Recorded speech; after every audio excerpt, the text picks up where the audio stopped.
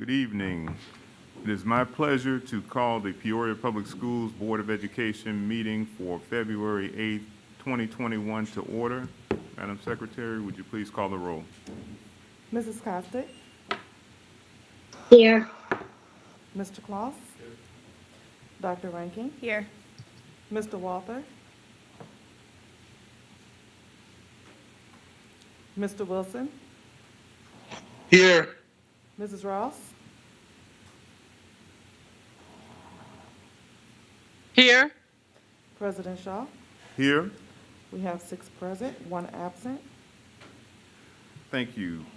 Please join me in the Pledge of Allegiance. I pledge allegiance to the flag of the United States of America and to the republic for which it stands, one nation, under God, indivisible, with liberty and justice for all. Thank you.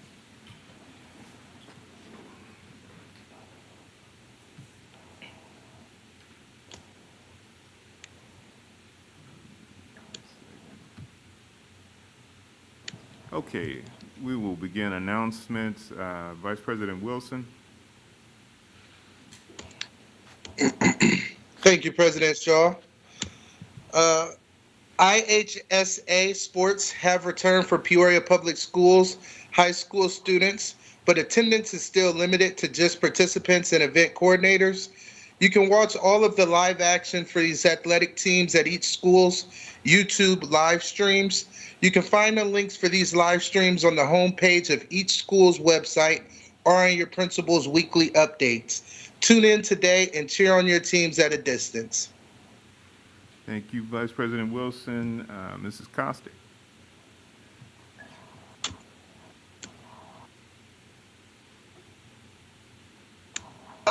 I'm sorry, did you say me? I didn't hear you. Yes, do you have an announcement? Yes, thank you. Fresh food boxes for PPS families.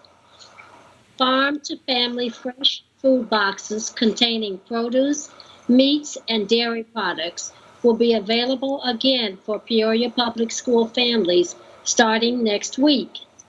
The boxes will contain produce, meats, and dairy products. To be eligible, families must be experiencing food insecurity and a lack of resources.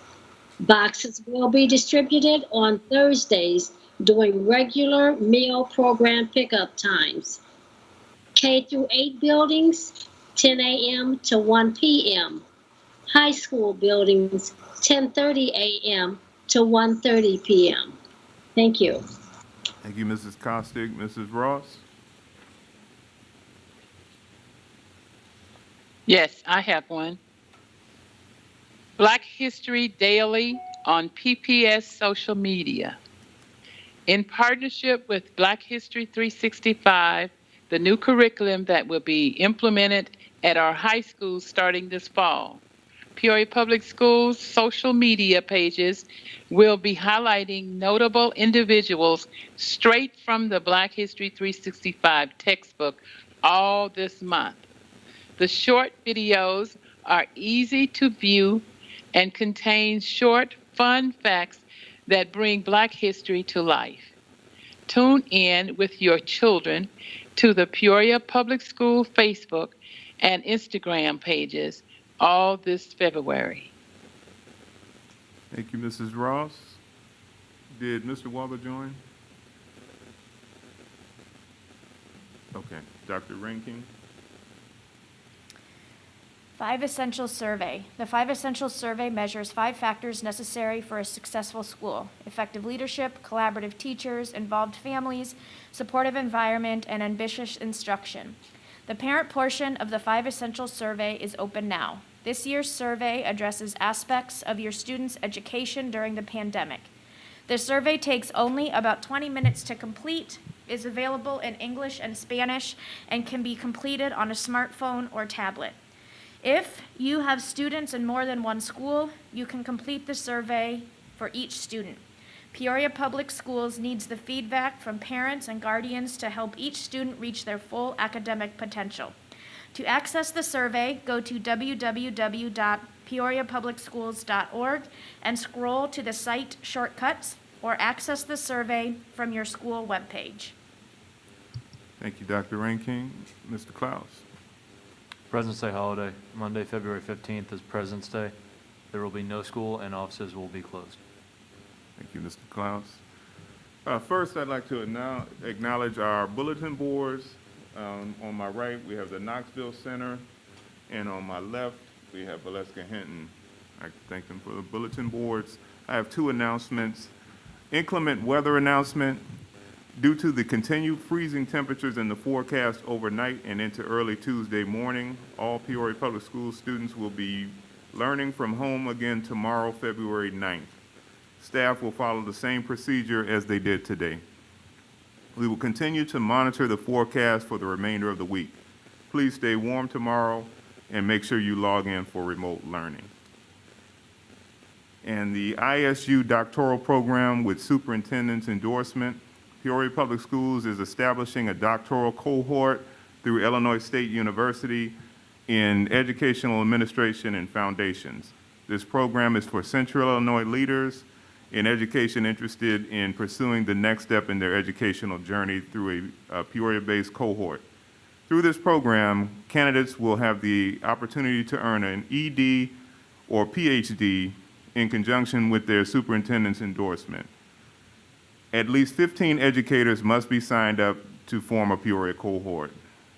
Educational leaders interested in more information, please email Dr. Nicole Wood at nicole.wood@psd150.org by Wednesday, February 10th. Thank you.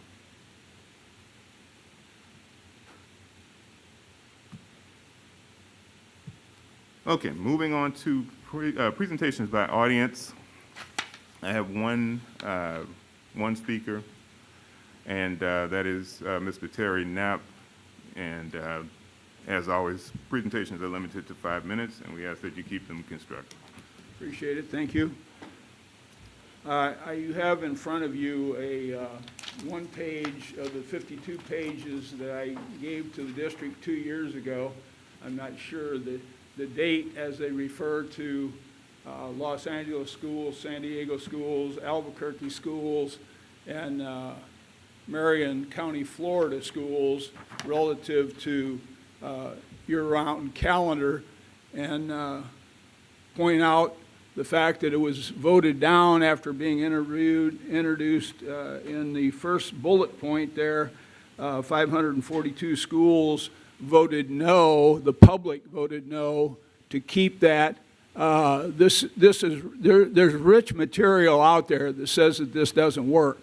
I talked today to the school district again in Rock Island that we went and visited and found, after talking to the superintendent and the curriculum director, that they in no way follow the pattern that the district is suggesting of 3-week intervals. They said 3-week intervals do not work. They have 8 weeks of summer school, or excuse me, of summer dismissal of students, not 3 weeks. Had nice conversations, said that student achievement could not be expected to improve. They did not prove that over the 15 years that they've had this, but we visited that school district 2 years ago and reported back to the Journal-Star that this was the same as what they were doing in Rock Island. Not so, absolutely not so. So if you want to call that school district, again, it's Rock Island, Milan Schools, superintendent, or the curriculum people would be happy to talk to you. I can't believe that we have not made a more stringent effort to research this across the country. At the last board meeting, I told you that I did not know that I was on the committee. After that meeting, or during the meeting, Mr. Shaw, I believe you said that I was on the committee. I wish to point out to you that was on the 25th of January. I did not get contacted on the 26th, the 27th, the 28th, the 29th, the 30th, the 31st, the 1st, and finally was contacted by a person involved with the committee work on the 2nd, and I talked with Ms. Wilson for an hour and 54 minutes on the 3rd. In talking to her, I came to the conclusion that I would be a disruption to the committee because the committee has met a couple times, and it's just like education. When you get people to come in after the fact, it sets everybody back, and nobody appreciates being set back when they're in committee work, volunteering their time. So I just point that out to you. I think that's critical. And again, if you look at this page that I gave you, this is just basically a page that stresses what the other 52 pages stress. Also, I found a page referencing Chris Whittle. Chris Whittle is the infamous Edison guru that came into this community, and 10 years later we were $40 million less, plus the stock market deal with Mr. Whittle that cost this community, and Caterpillar eventually pushed them out of this community because of the lying in the stock market reports. The stock went from $20 to $38 a share and went to 16 cents a share, and literally ruined a lot of people's nest eggs that they put into the Edison Corporation IPO. I remind you of that. Chris Whittle, big proponent. He was going to show everybody about Channel One, it went bankrupt. Wanted to go show everybody about Edison schools, went bankrupt. And he wanted to prove that the year-round school or balanced calendar would work, and it's not worked, or worked in very few places. It doesn't take a rocket science to research this material. You can get online and research it with all the people you have at your behest in this district. We shouldn't even be having these meetings without this research available to the people on the committee. I asked 2 years ago that this be put online. When I looked into this, Mr. Copeland, who I gave the material to at a meeting in front of 30 people and 6 administrators, and asked him to put it online, that report cannot even be found. I don't even know where the 2 meeting reports went that were informing the public. Please look into this. Okay. Dr. Karat, did you have a response? Thank you, President Shaw. Just appreciate Mr. Knapp's feedback, and I have not gotten one of the papers that he referenced, but it would be nice to send it on to the committee as well. And I'd just like to say that the committee continues to meet and problem solve and research with due diligence this task that's at hand. And as always, Mr. Knapp is truly welcomed to continue to participate and provide feedback. Thank you, Dr. Karat.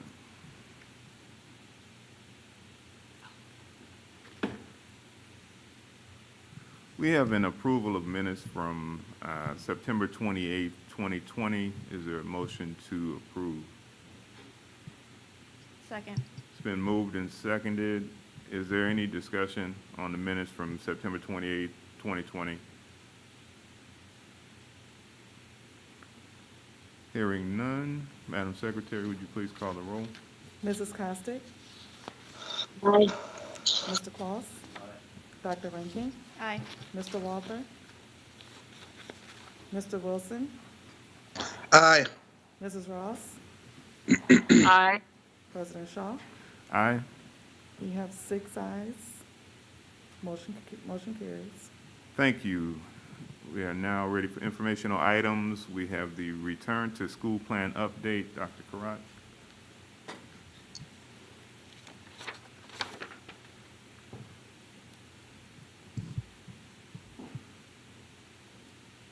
Thank you, President Shaw, Vice President Wilson, Board. I'm actually going to ask for consensus for this next, this information that I'm going to present to you, which has to do with, I'm recommending returning to full day and in-person learning, which is scheduled to begin on Monday, March 1st. And so For pre-K through 8th grade, for example, we're looking at Monday through Friday, 5.5 hours. So everything would pretty much stay the same schedule-wise. We would have, obviously, the 3-bell schedule, 7:30 to 1, 8:30 to 2, and 9:30 to 3, depending on the tier that they're in. For the pre-K through 8th grade, for those students who are distant learning students who are unable to return due to health conditions, either for themselves or family members, they would work through their CELUS. And if that's new individuals, we could use some of the CARES funding to purchase additional licenses, because all of what was approved have been pretty much, it's being used right now. So that's pre-K through 8th. Again, 5.5 hours starting Monday, March 1st. And for high school, also Monday through Friday for high school, 5.5 hours, same schedule, 7:30 to 1. And the high school students, they also have a platform which is called Edgenuity. That's their online platform. And one of the things as a district that I'm very proud of is that our families do have choices to the extent that we can provide those. And we have been very, very creative with our teachers. We've worked very collaboratively with our union and staff, principals, have done such a nice job just being really creative and thinking outside the box. For some, for example, that are on the Ingenuity platform, some are able to do that, and others, there's some who cannot do that and they're not able to come in person also. They can continue, schools will continue to honor the unique circumstances that have been worked out with families at each building. And so there's some of that. There are a number of other districts in our area that are able to provide the full week of education for our students. So why do this? The ultimate goal of the Return to School plan has always been to return the students back to full days for in-person learning when possible. And we have been moving in that direction by putting a number of plans in place, a number of initiatives in place, a number of items in place that is really second to none. For example, you've heard about the peace of mind testing for staff. You've heard about the COVID testing for high school students. You've heard about the antigen testing at all of our schools for staff and students who are not feeling well. They get those results in 15 minutes. And as a district, we're also in charge of contact tracing. So we have a pretty comprehensive contact tracing methodology going on. So returning to full day in person will benefit all students as well. Teachers can get a better pulse on where students are regarding their learning level and making those adjustments if needed. And students can gain the skills that they have not been able to master due to the AB schedule and everything else that we've experienced as a result of the global pandemic. And then also that would provide consistency for teaching and learning. And the big question is, are we prepared? And we were trying to get Monica here. Hendrickson was the director of the health department, but she also has a board meeting at the same time. But her comments were Peoria Public Schools is very ready with all of the things that we have in place from day one.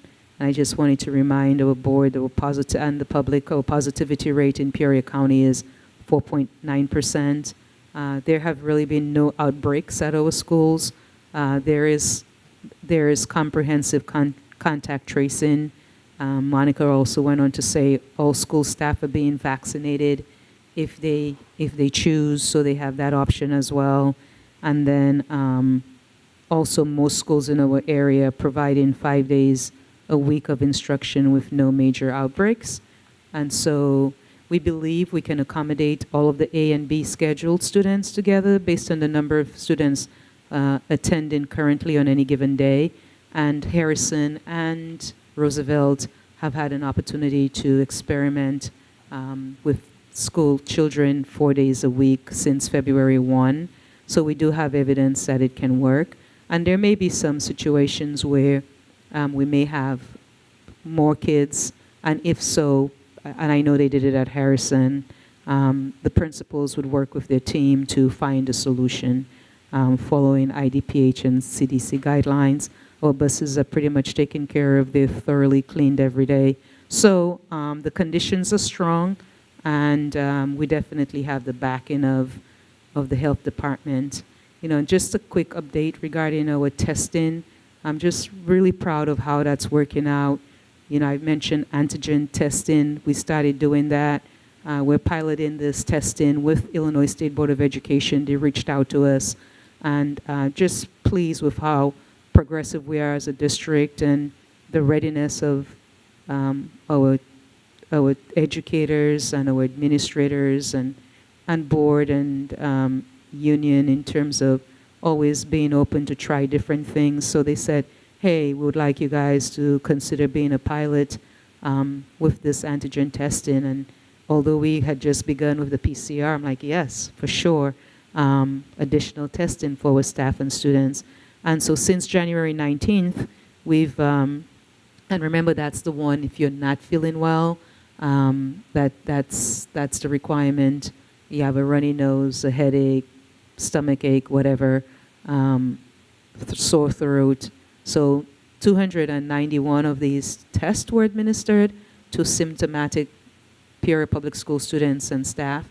And out of the 291, 4 of those have been positive to date. So just to give you a perspective of numbers, our periodic PCR testing of our high school students, again, that also started January 19th. Remember when we came back from winter break, 2,029 tests were administered to students, and out of that large number, 8 positives to date.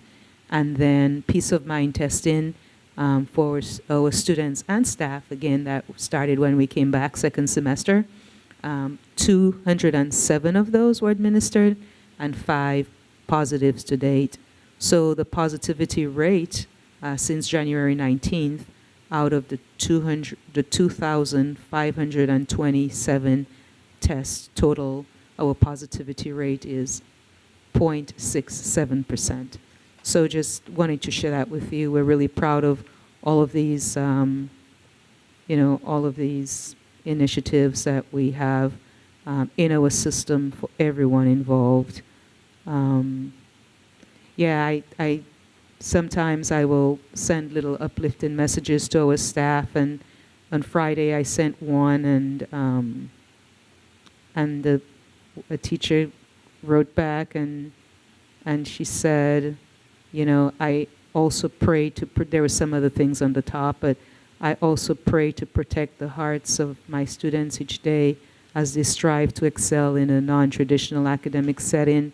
These kiddos deserve a full education 4 to 5 days per week. I am hoping that by following protocol, getting my vaccine, and praying we will return in person prior to the end of this school year.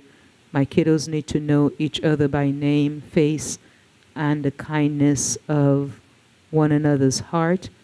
They need to hear one another's voice and recognize the teamwork it takes to be successful.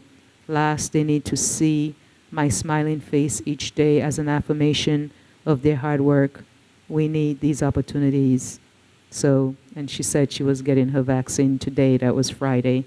She's feeling a little nervous but grateful simultaneously. So I just wanted to share that. She did say go Chiefs, but they didn't do well.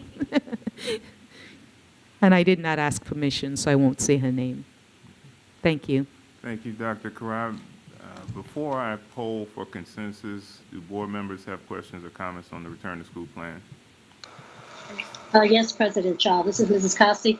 For Dr. Karat, I do have 2 questions. I don't know if I didn't hear you in the beginning, But in regards to returning to school, did is remote learning is still going to be available? Is that Yes, so I mentioned for K-8, the Accelis platform, that's an option. And for high school, Edgenuity. And there are a few unique situations at the high school where buildings are working with families. okay? Thank you. My second question is, with the return to school, did you say that it's 5 hours a day? And if that is what you have said, what is the reasoning behind only 5 hours per day? Thank you very much. I'll tell you, COVID, it's an excellent question. You sound like me because I had a different plan, but our buses, we suffered greatly as a result of COVID. We were not able to hire, and some individuals retired, and some individuals actually went on unemployment, so they were able to get a lot more benefits. I don't know if you remember those benefits that they were getting. So, and we were not able to train either because DMV, they were closed. So we have, as a result, we have actually lost, because we have not been able to replace, and Josh is on the line, maybe about 26 drivers. And with the drivers, I don't know if you noticed in the past, every day we were recruiting and every day they were training. And so, you know, they were always replenishing. With the, so to make a long story short, we're short on drivers. And so we have to figure out a way to still transport the children with the manpower that we have. And so the 5.5 hours will allow us to do that with the staffing that we have. Josh, are you online? I am, yes. Oh, perfect. That's your area. How did I do? Did you hear Mrs. Kostick's idea? She was questioning the 5.5, which is an excellent question. We had lots of conversation about that. Can you help, please? Yes, I did. Yes, absolutely. So, yes, that's part of it. Yes, we were unable to successfully hire due to COVID. That really impacted our operations and what we do. The reason why during the return to school, why we set us up for the 3-tier schedule and did what we did was because we were anticipating losses that we potentially could not sustain on a 2-tier model that we had in the past. So we had many discussions today about the schedule. What can we do? How can we change it? So in addition to being a manpower issue, it's also an issue of logistics and scheduling. To try to change what we are doing by altering the schedule, we would have to rearrange schools. We would have to rearrange a lot in order to try to accommodate a longer school day. So the disruption to the students and families in the short term would be pretty great to try to redo an entire schedule. This is something that we would normally do through a planning process and then over the summer put into effect for planning purposes. It's not something that we would generally attempt to try to do in the middle of a school year because of the disruptions that causes. So at the end of the discussion, we felt that it was our students have already been negatively impacted and our families negatively impacted due to COVID up to this point. We felt that the next logical step is to go from the hybrid schedule to 5 days of in-person learning without attempting to try to juggle and wrangle around a bell schedule change in the middle of the school year. So this is the next most logical step, and I hope that makes sense. Okay, so Josh, are you saying that because of the fact of the schedule that children are attending school right now, um, you don't want to make a change mid-year? Is that what you're saying? No, we don't have. Making a change to the bell schedule mid-year is a huge undertaking. Yes, it's not easy to do. Okay, now we're saying that um, transportation is an issue. I do understand that. I do know that we've lost, a significant number of drivers and everything. However, I guess I look at, you can't, before that we hired, what was it, first student? Uh, is that a possibility that we could look into? I just feel that I just don't feel that it's fair to shortchange the children based on the fact of our lack of transportation. Um, Also, looking at it from that perspective, I heard something on the news today about receiving some 300, what is it, some additional funding. I'm not sure the exact amount of it, but can any of those monies be used in order to secure additional transportation for the children? Josh, you want me to So take to that? answer the question on first student, we looked at first student at the beginning of the year, and first student was unable to support us in any way, shape, or form at the beginning of the year. We're going to follow up with first student to see what their availability is currently, to see if transportation could be augmented. But I don't have an answer on first student just yet. I'll have to get in contact with them and follow up with them and see what their availability is now. And the last quote was how much, Josh? Was that about 400,000? No, it was more than that. At the end of the contract, it was starting to approach about it was about $750,000, somewhere in that neighborhood. It was starting to push 750,000 for 25 drivers. I guess, I'm not trying to be argumentative on this issue or anything, but I guess I don't quite understand this whole transportation issue.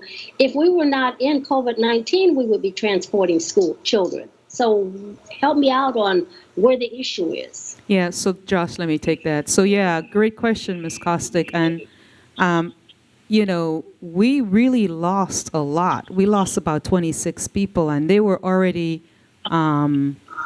fit and trim in that department and had to constantly bring in people and train them. And so the pandemic really hampered their operations. And so, the DMV, which is where you get all of your license, that place was shut down. Some people retired because that group also, they're a much older group. So a number of them retired, a number of them went on unemployment and took those benefits. So when you really think about it, it's very unique, but it really does make a lot of sense regarding that. So we're looking at, and I am with you, and I've been thinking about the entire time, and that's where we started. But the way that it is now, it's a little bit more of an efficient schedule. So if you have, 45 drivers, they would do the first tier, then they would have enough time to then go back and pick up the middle school, the 8:30 kids, and then do that, and then pick up the 9:30 kids. So that's how that's organized. It's temporary to get us through. So we're not able to get everything that we want because of some of the limitations, but I still think it's a big win for our students that they're getting the 5 days. Okay, thank you. You're welcome. Thank you. Dr. Ranking? So I have 3 questions. One, just to confirm, students who are doing Acellus will stay Acellus. Correct. Okay. Yes, ma'am. And then as far as the 5.5 hours, I completely understand. thinking about it from a middle school principal and or teacher perspective, or fourth grade principal and teacher, I know that there has been things from ISBE about state testing. How will how is the 5.5 hours, that's just not a very long day, if they are required to do state testing with the IAR and all of those, like how is that being figured into this equation also? They're being tested now. On the hybrid, they're testing right now. Every time Okay. I go to the building, they're testing. With And NWEA, it takes, yes, ma'am, and it takes quite much longer. So, yeah, they'll figure out and make it work. And actually, assessment is a totally different can of worms. And we just sent a letter.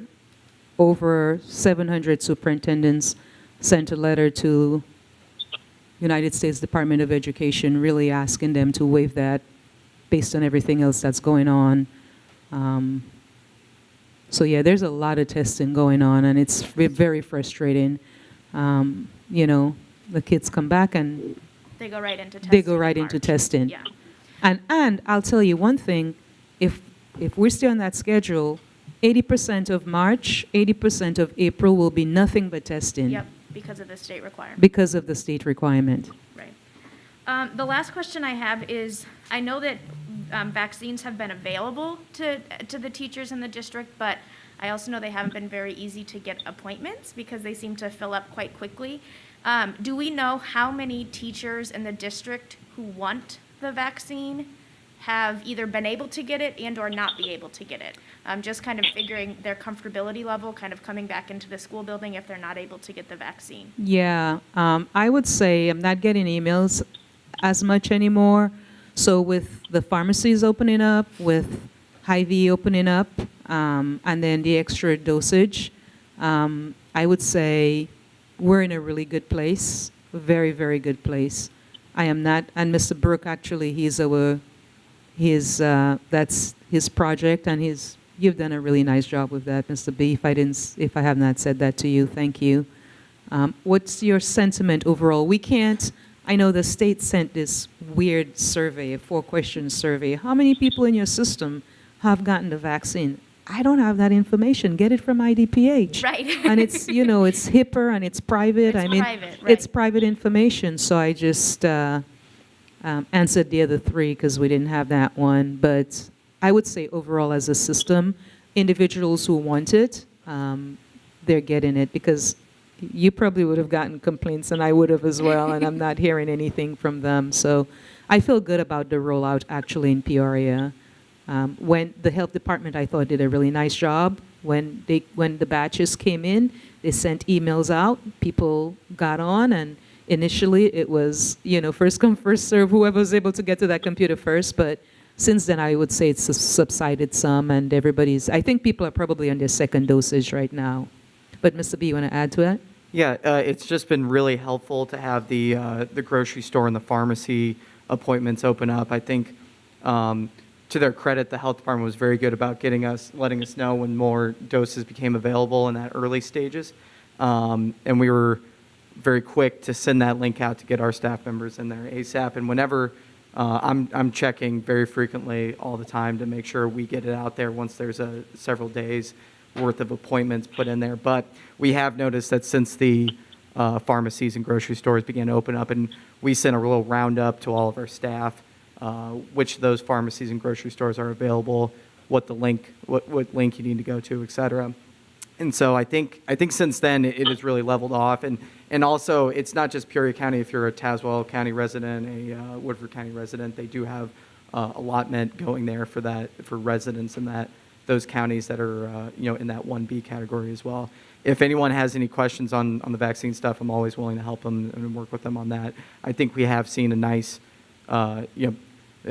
basically what Dr. Crott was saying there, the decrease in emails is usually a good sign that people have been able to find the vaccine. So if anyone does have any questions on that, I will be happy to assist them with that. That's a good point. If anyone, I've been very sensitive to some of our older employees who don't have access to internet, and we've utilized a different strategy for them, like our cafeteria workers. We have some that are in their 80s, 70s, late 60s, and so we've utilized a different strategy. Even our crossing guards. I've spoken with Mr. Boone to help them because some of them don't necessarily have technology. So we have even gone to that extent. But the moral of the story or the message is if anyone is having any problems at all, let us know and we'll be happy to help them problem solve. Mr. Shaw, Yes, Mrs. Ross. can you hear me? Because I can barely hear you guys. I just want to go back to the high school students, and I'm wondering what will the average high school student have to cut out of their curriculum or their schedule as a result of cutting it down to 5 hours, and how does that affect the teacher contract? Yep, thank you, Mrs. Ross, very much.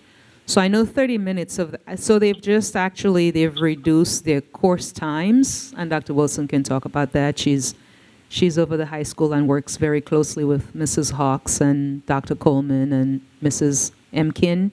So instead of 50-minute periods, they're shorter. There's more time for passing. Then you don't have the 30-minute lunches. So that's another big part of it. But they're exposed to all of their classes, right, Dr. Wilson? It's exactly what they're doing now. It's yeah. Instead of every other day, Yeah. it's 5 days. So it's exactly what they're doing right now. Instead of every other day, it's 5 days. And that includes lunch. That time. So they don't, at the end, they can, instead of, congregating and socializing, which is very important, with their friends and relaxing, it's a grab-and-go lunch. Okay, so I guess I understand that because some kids are. You said 7:30 to 7:30 a.m. to 1 o'clock. Yes, ma'am. Or some kids are coming in at different times, right? Tell me more.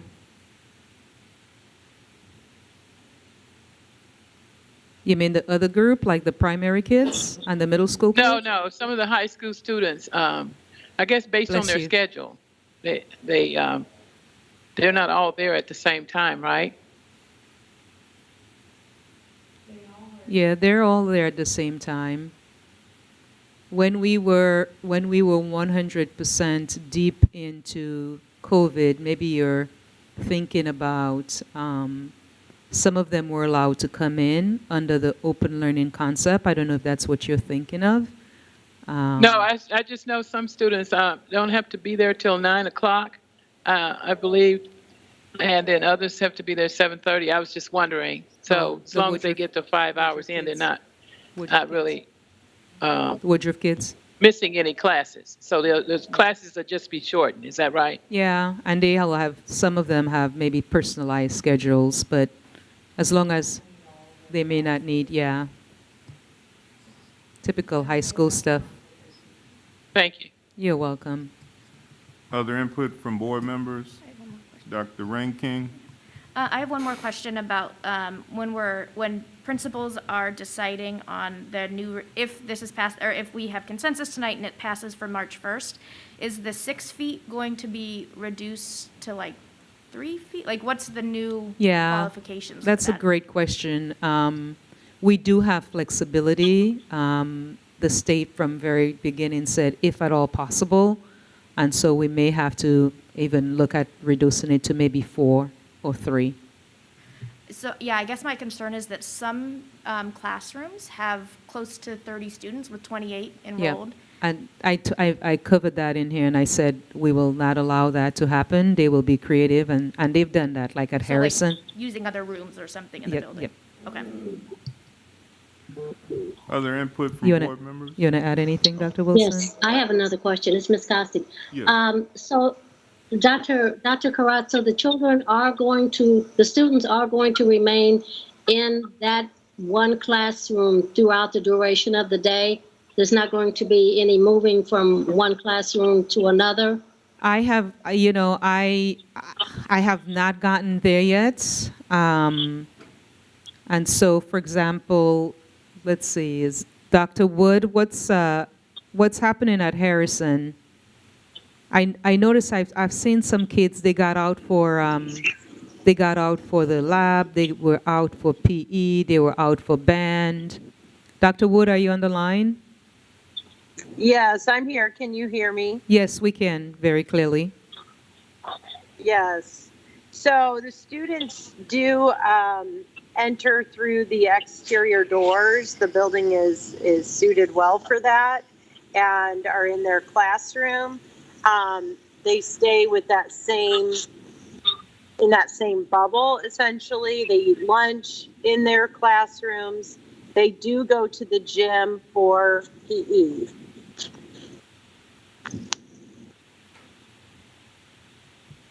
Thank you.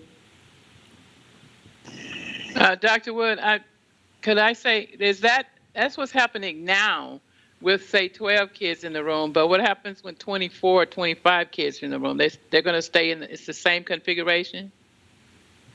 Yes, actually, they started last week with everyone back, and they did a lot of measuring, creatively, moving furniture where needed. I do know with 7th and 8th grade, it was a little bit too tight. So they got creative and made another section to lower the sections that were in a room at a time. So that's how they creatively solved that issue for them. But otherwise, they're doing really well and have been at it for about a week. This is Mrs. Rose. Can you hear me? Yes. Go ahead. We've been doing the in-person since the beginning of the school year, and it's been working out well. The students stay in their classroom, like Dr. Wood said. Those kids, the primary grades, were receiving their specials through MS Teams projected through the smart boards.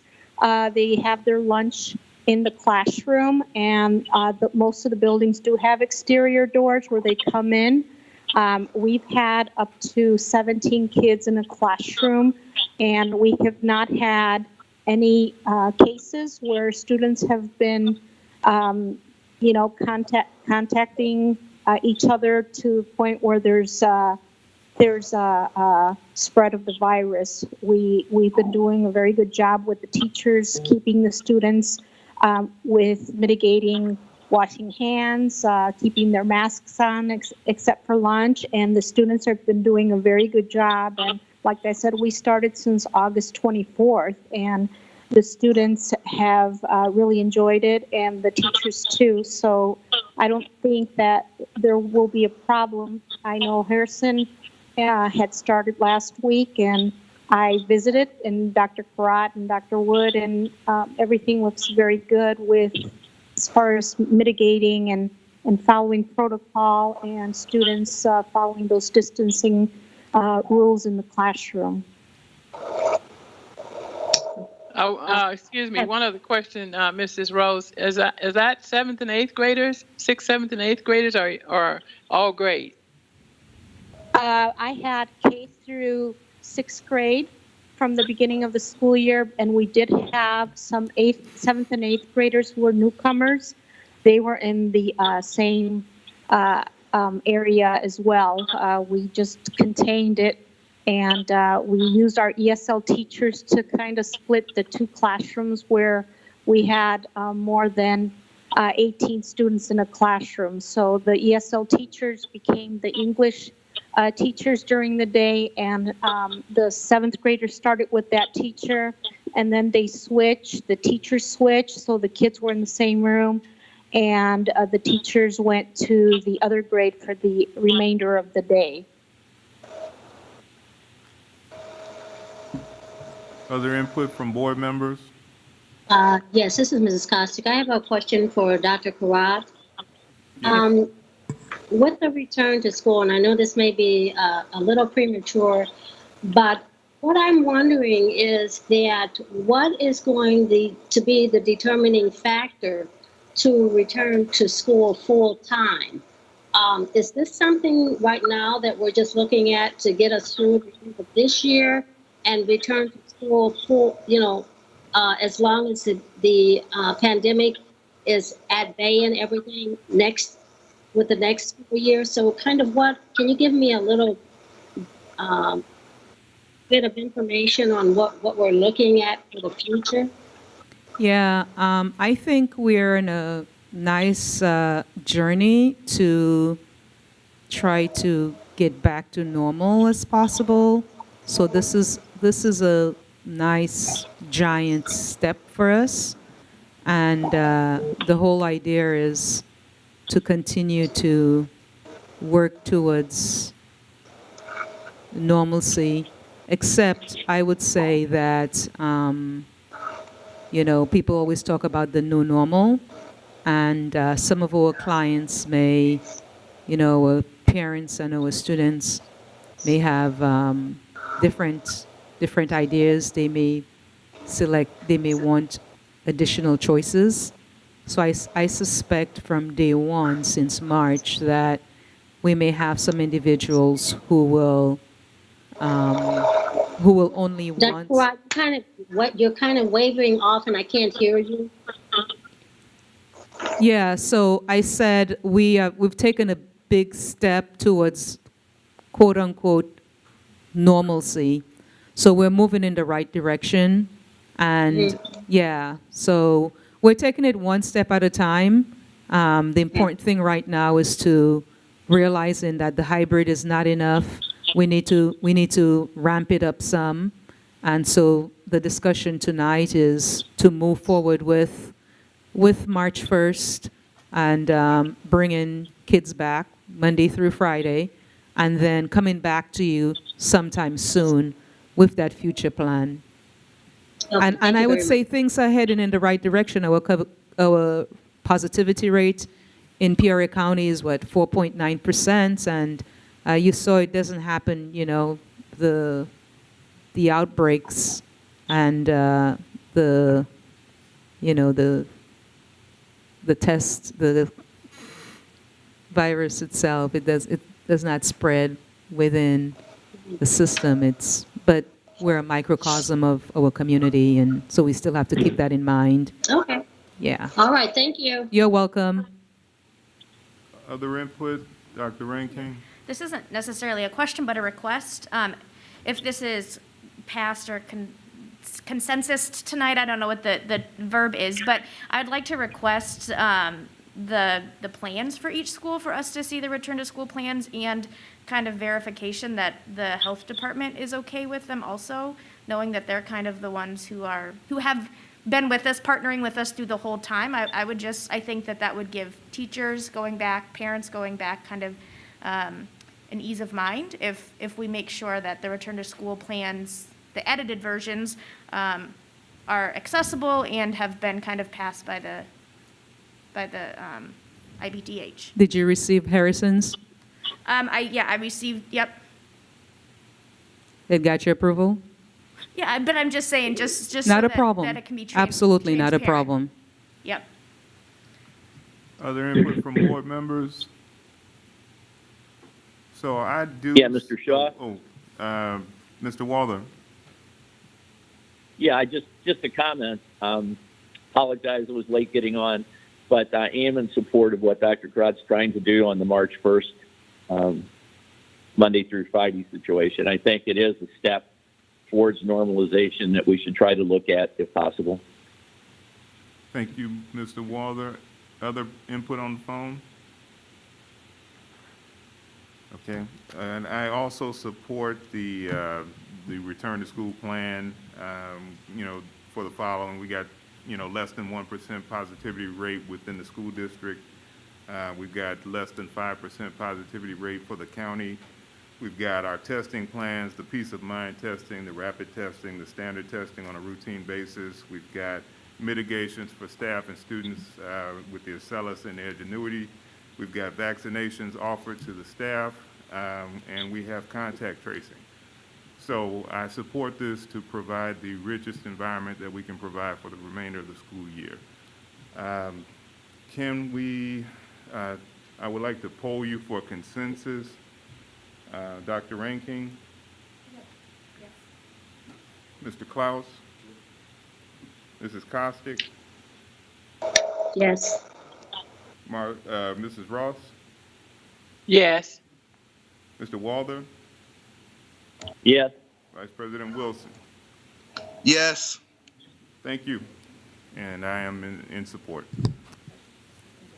Thank you, Dr. Karat. Thank you.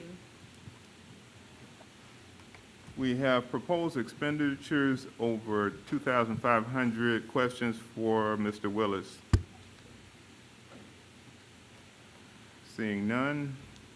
Report of request under the Freedom of Information Act and the status of such requests. Dr. Karat. Thank you, President Shaw. Since our board meeting reports on January 25th, we received 3 new requests. There were 5 pending requests noted on the 25th. 3 were completed. We have received 5 requests. It says 5/8. So I'll say we've received 5 requests for this calendar year at a total cost of $400. Thank you. Okay, any questions on the FOIA? Thank you. We are now ready for the consent agenda. Vice President Wilson. Yes, thank you, President Shaw. The consent agenda consists of the following items. Item number 1, gifts to school district. 2, payment for travel. 3, human resources report. 4, manual swimming pool bid approval. 5, varsity tutor service agreement.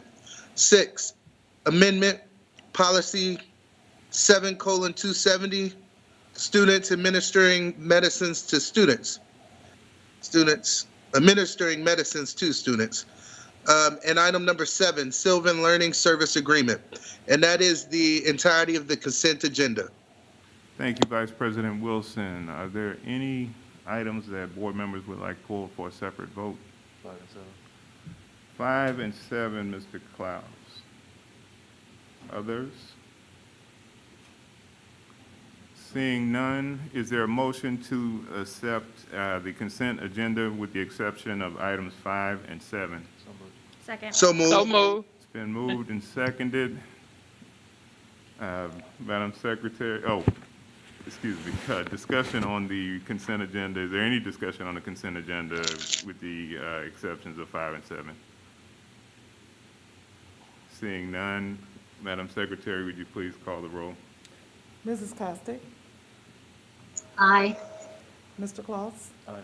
Dr. Rankin, Aye. Mr. Walther, Aye. Mr. Wilson, Mr. Wilson, Aye. Mrs. Ross. Can hardly hear you. Did you say Ross? Yes, ma'am. Okay. Aye. President Shaw, Yes. 7 ayes, motion carries.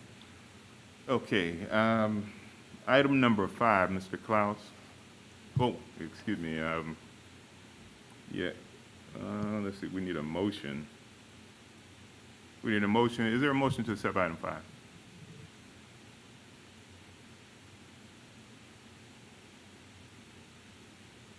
You looking for a motion? Yes. So moved. Is there a second? Second. Okay. Mr. Klaus.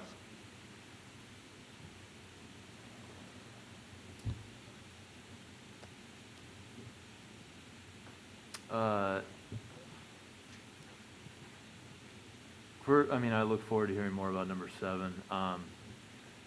I just have some concerns. This is a pretty big ticket item for the return that we're going to get. I will not be supporting varsity tutors. If we're going to spend this money, which again in my mind is a short-term Band-Aid, I will support paying our 150 teachers to provide this service. I think we can do it better, and we can pay out our teachers better than what this service is going to do, respectively. I understand we need to do something, but the learning loss that we're going to see is over a year. It is systematic, and the only thing that's going to really solve it and get it moving in the right direction is a systematic change when we start looking at how our school days are set up, how we divide the students that have continued their learning and the students that need extra remedial support, and how we perhaps track them within the school day. And it's going to be a long journey to get back to where we were pre-pandemic levels. So for this, I'm just having trouble wrapping my mind around where our responsibility as a school district stops. We spend $11.5 per head to educate our students. And as much as I would love to provide a professional to one-on-one tutor every single student through K through 12, Just lean into your mic. as much as I would like to see us one-on-one tutor every single student out of our 13,000 throughout their experience here, it is cost prohibitive, and it's our job to not only look out for the benefit of the students and families, but also look out for the return on investment we get from taxpayer money. And I think that these two items for me are looking down a road that is unsustainable. And given that many families, especially those in the service industry, are looking to go month to month and struggling to pay bills, this is a very large ticket item that I think at this time is inappropriate. But if we do go this route, I would support reinvesting this money back into the community, keeping things local, and paying our teachers. Thank you, Mr. Klaus. Other comments from board members? Mr. Shaw? Yes, Mrs. Ross. Oh, I'm sorry. I will be supporting this action because, the federal government and state government has provided dollars for us to try and assist our children in catching up or keeping up with their education. And I do know how important it is in working with, tutoring services over the years. There was always a set aside, they saw the need, the federal government saw the need through there was always a set aside of somewhere around 15% of certain monies we get to provide additional services, supplemental services is what they used to call it, but things have changed a little. But I think that we have to pull out every stop, and the children that I represent need assistance.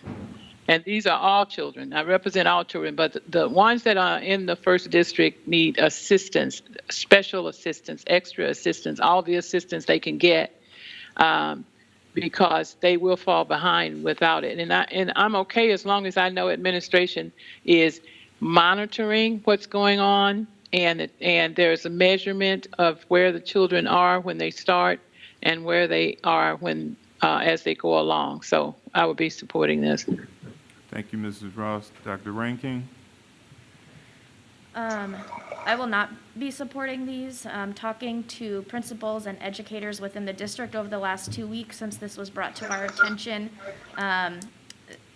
they feel as if they can provide this at the same rate or better, knowing the students, knowing the social emotional development that is needed, being able to have that contact.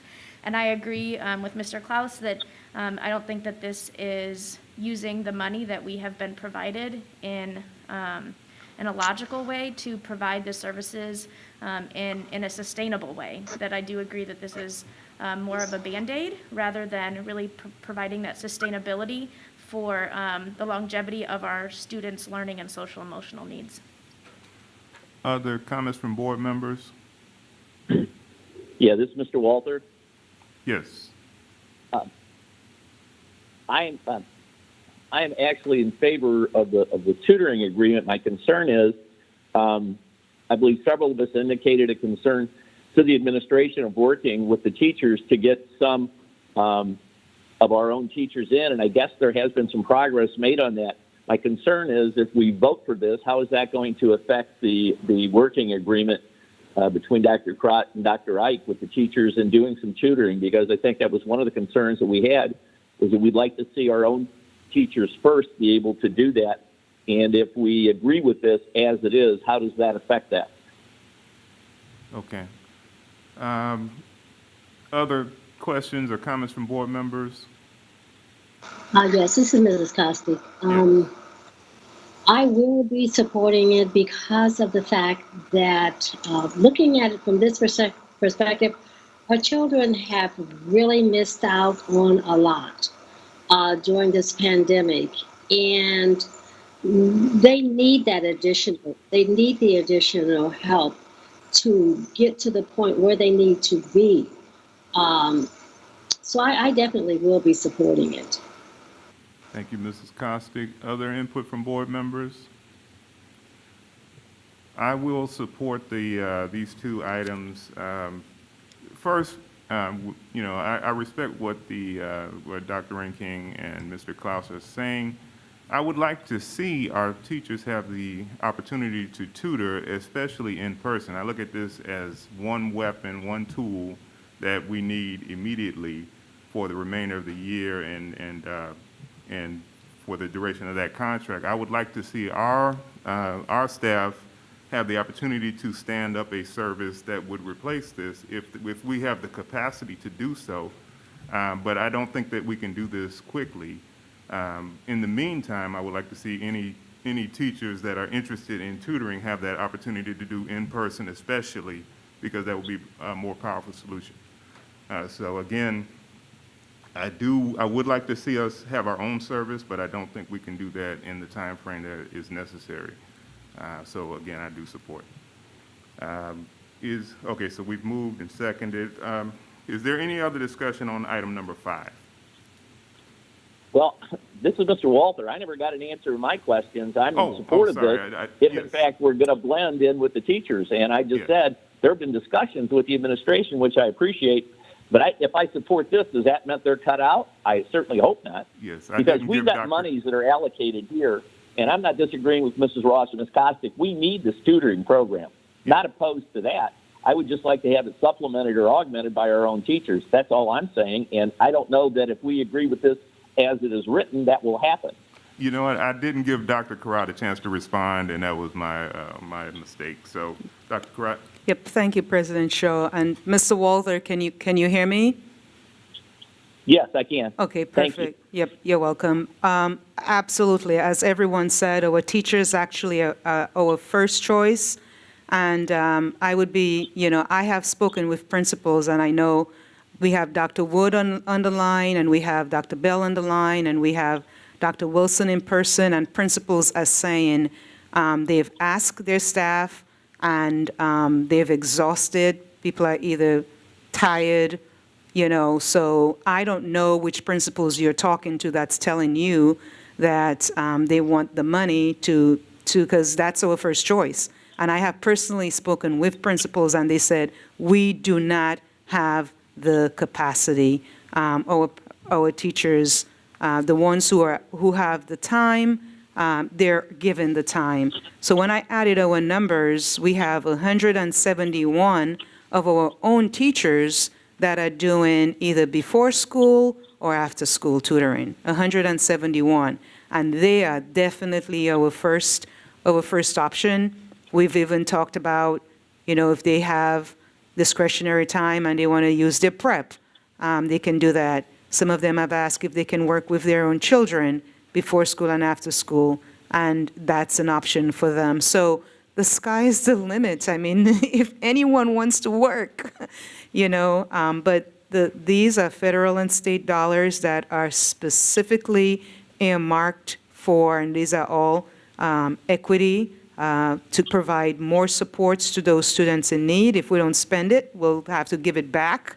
But our first options, as I said, is definitely our teachers, and we're experimenting with bringing in other supports because the demand is there. We have 1,869 students receiving tutoring right now, and I have it by school.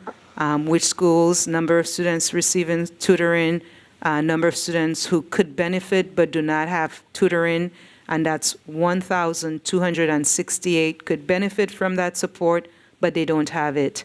And as I said, 171 of our teachers are helping out, and we really appreciate that. And understanding that, some of them don't have the discretionary time to do it, and that the demand is there. And And so sustainability, we'll give it a try, and it's all about experimenting, and it's all about getting children, working with them where they are and bringing them up. So with some intentionality, if we cannot do it for 3, 4, 5 years, but if you are at a 4th grade level and you have that support and they can get you up to a 5th grade level, 6th grade level, wow, that's an accomplishment as well. So anyway, yes, Mr. Walther, they're still our first choice. Thank you, sir. Dr. Karai? Yes, ma'am. Yeah, I thank you because I know you worked with this this exact type program with the Urban League and bringing in Bradley students. I'm open to whomever wants to help our children, and I also would like to have it measured to just see, from where pre and post, how whether they're getting the help or not. I mean, we've had teachers as tutors for years and years. Like I say, with Title I, we use monies. And so we continue to use some of the teachers that we have here, like you said, the ones that have the capacity. But either way, I'd like to see some kind of measurements in place, which I know you guys will do. And they both have, we've included Sylvan. Sylvan doesn't have the capacity. They have staff members of 7, but that they can help a school with no support whatsoever. And every one of those, yes, they do have pre and post testing as well. Thank you. Is there any other Yes. input from? Well, I have one more comment. If we have reached out to the teachers, and there are a number of teachers that are willing to do the tutoring, then I applaud them. We all understand the pressure that these teachers are under and everything. So I applaud those that are willing to take the time out to tutor the children. I think we need to use whatever resources that we have. If we can't do it in-house, then we must outsource it. The children are our number one priority. It's not about who does it. It's about these children getting what they need in order to get the education that they need and to be brought up to the level that they need to be brought up in order to succeed. So, I mean, we can go all day going back and forth on, who does what. But at the end of the day, it's all about these kids. Thank you, Mrs. Costick. Is there any other unreadiness? Seeing none, Madam Secretary, would you please call the roll? Mrs. Costick? Aye. Mr. Claus? No. Dr. Rankin? No. Mr. Walther? Aye. Mr. Wilson? Aye. Mrs. Ross? Aye. President Shaw? Aye. Motion carries with 2 nays. And I have a motion to accept item number 7. Can I have a So second? move. Second. Okay, it's been moved and seconded. Mr. Klaus? So for some more color. Okay. So for some more information, Dr. Karat? Pardon me? Mr. Klaus is looking for more information on number 7, some additional detail on number 7. Thank you.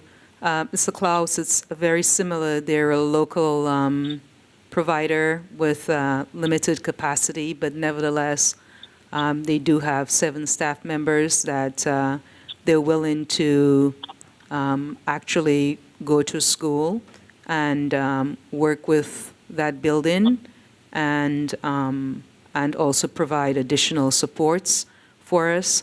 And incidentally, when I was principal at Manual, I did have Sylvan come in and they did some work. They ran our 9th grade boot camp for us. So I've had, and they've done really good work. They've done ACT training for me, also for my kids, 2008, a long time ago.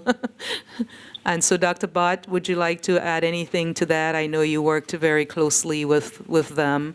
Any additional information for Mr. K regarding Sylvan? So they're a local company, Mr. K, and And, you know, again, they had, as we've heard, I think, a theme. We don't have, it's just more supports for our kids. Our kids need help. They need academic help. If it's our teachers, we have close to 200 teachers, and I know our teachers have been through a lot, and some of them can't do it. They have families of their own, and the ones that step up, we hug them and we take them and we say thank you, and they work with their children, but that's not enough. 200 is not enough. It's actually more like 171. So this is all in an effort to continue to do our job and help realize the vision, which is to prepare and inspire and graduate every child, no matter what zip code, to have a successful life and be a contributing member of this society. And we know a lot are struggling. So this is just an effort, an initiative, an effort on our part to do our due diligence. So Dr. Bott, are you on? Yes, yes. Can you hear me? Yes. Would you like to add anything to the Sylvan action item? Sylvan is our option to, they will work with the students in person, and they have a scope and sequence. We're looking at some of the middle schools and supporting math instruction. Right, so this is not one-on-one. No. And Mr. K, the other one doesn't have to be one-on-one as well. But Sylvan is not one-on-one. It doesn't have to be.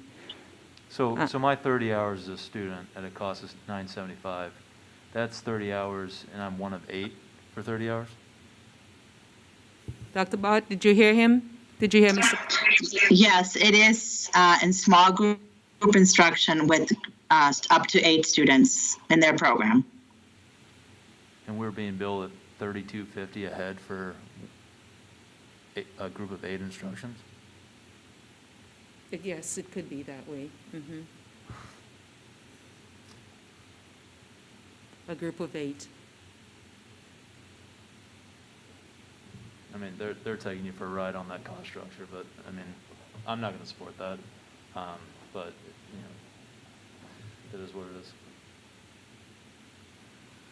Other input? Thank you.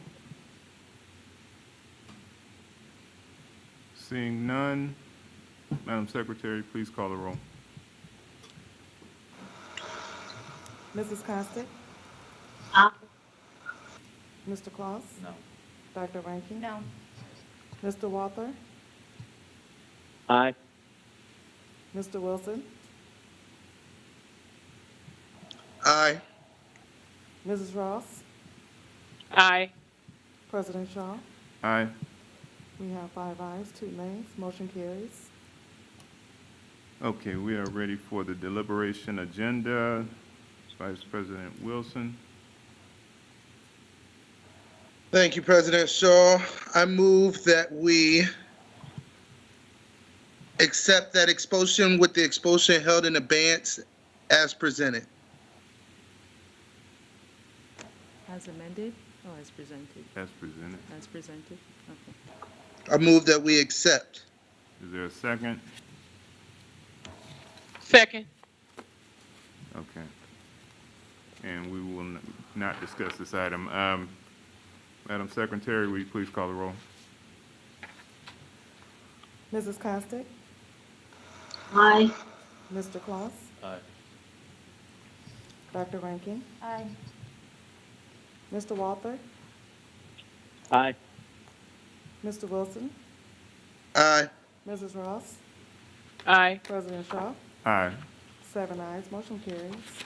Presentation, thank you, Ms. Ross. Presentations and suggestions by board members. Dr. Rankin? Yep. I have a suggestion or a request, I guess, knowing the emails that I've received as well as other board members and probably administration about the quality, I guess, of the lunch that's being provided. I don't know if that's a discussion point that we can bring up, if we can start as a district to look at other lunch providers. I don't know the history of it or how long we've had this lunch provider, but thinking about the quality of the lunches that are being provided and just kind of listening to what educators and parents are reporting to us, and thinking about if we can go down and just see what else is available right now. Other input on this item or other presentations and suggestions? Thank you, Dr. Ranking. Reports from board committees. Yeah, President Shaw, this is Mr. Walter. Yes. This is from the building committee. We met and discussed, you had at the last board meeting made a request for a school, Thomas Jefferson, to be named after a person you had recommended. It was the unanimous agreement of the building committee to not do that.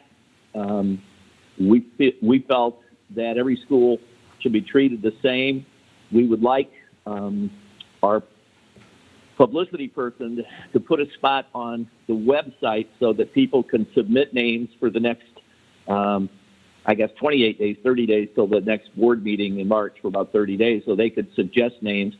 That we also post on our website, what is the criteria? We're continuing to get names, and I may have some comments from the gentleman who proposed this, but our purpose was that we think that all schools, we felt that the way you had worded that was that you recommended that name for that school, and that was going to go around what has been the policy, which is having public hearings and getting input from teachers and staff and other people, and we were not in favor of that. So the recommendation from the building committee is to, with all due respect, not take that recommendation and treat all schools the same with public hearings and input from teachers and people who had that. So that's our report from the building committee. Mrs. Kostick, was that a fair representation of what we had discussed? Yes, it is. And I do appreciate that. By policy, the board does retain the power to name school buildings. But I think in this situation, I'm perfectly fine with walking the ball up the court, calling a play. And so we can, I recommend now that we add Thomas Jefferson on the agenda, open the process at our next meeting. So I will be adding an agenda item to that effect at our next meeting. So your input is appreciated, and that's where we'll go. Other board committees? Yes, President Shaw. The policy committee will meet February 17th at 3:30.